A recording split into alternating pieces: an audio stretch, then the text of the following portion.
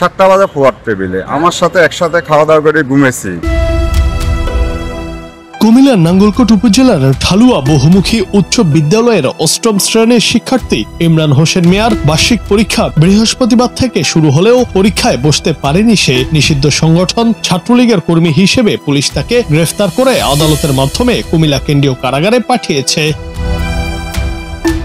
পরিবারের সদস্যরা জানিয়েছেন, ইমরান কখনো রাজনৈতিক কর্মকাণ্ডে যুক্ত ছিল না। তবে পুলিশ বলছে, গ্রেফতার হওয়া কয়েকজন ছাত্রলীগ কর্মীর দেওয়া তথ্যের ভিত্তিতে ইমরানকে গ্রেফতার করা হয়।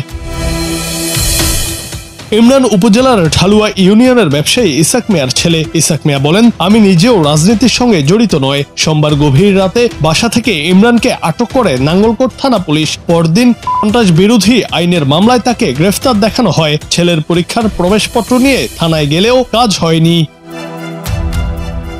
ইমরানের বাবা বলেন, আমার ছেলের জীবনটাই শেষ করে দিল পুলিশ। তার ফাইনাল পরীক্ষা শুরু, আর সে নির্দোষ হয়েও কারাগারে। এলাকার কেউ বলতে পারবে না আমরা রাজনীতি করি। মনে হচ্ছে ষড়যন্ত্র করে পুলিশকে দিয়ে আমার ছেলেকে ফাঁসানো হয়েছে।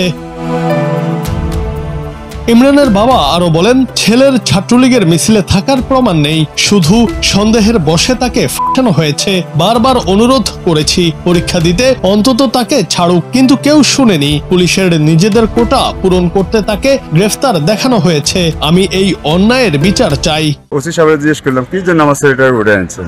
কেউ বলতে আছে রে, আমার ছেলে কি আওয়ামী লীগের সাথে মিছিল করছে। আমার ছেলে ওই দিন রাত 7টা বাজে পোয়ার টেবিলে আমার সাথে একসাথে খাওয়া দাওয়া করে ঘুমেছি। বলতেছে উপর থেকে অর্ডার, উপর থেকে এই শিশু পোলাপানের জন্য অর্ডার কি অর্ডার হতে পারে? মাত্র 15 বছর বয়স। এখন আজকে 20 তারিখ, আজকে আমার ছেলে পরীক্ষা। আজ আমি বাবা ওই কোর্টের সামনে দাঁড়িয়েছি। এটাই আপনাদের কাছে বিজ্ঞাপনের প্রশ্ন রাখলাম আমি। ঢালুয়া বহুমুখী উচ্চ বিদ্যালয়ের প্রধান শিক্ষক বেলাল হোসেন মজুমদার বলেন, ইমরান নিয়মিত শিক্ষার্থী, তার রাজনৈতিক কোনো সম্পৃক্ততা আছে এমন তথ্য আমার কাছে নেই। জানা গেছে, মঙ্গলবার নাঙ্গলকোট থানার উপপরিদর্শক আলমগীর বাদী হয়ে 25 জনের নাম পরিচয় এবং অজ্ঞাতনামা 50 থেকে 60 জনকে আসামি করে সন্ত্রাস বিরোধী আইনে মামলা করেন। মামলায় ইমরানকে 6 নম্বর আসামি করা হয়।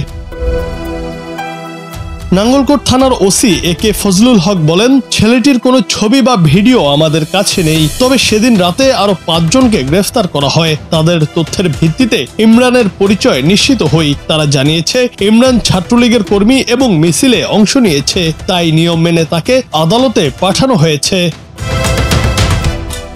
এদিকে একজন অপ্রাপ্ত বয়স্ক স্কুল ছাত্রকে সন্ত্রাস বিরোধী মামলায় গ্রেফতারের ঘটনায় স্থানীয়দের মধ্যে ক্ষোভ ছড়িয়ে পড়েছে।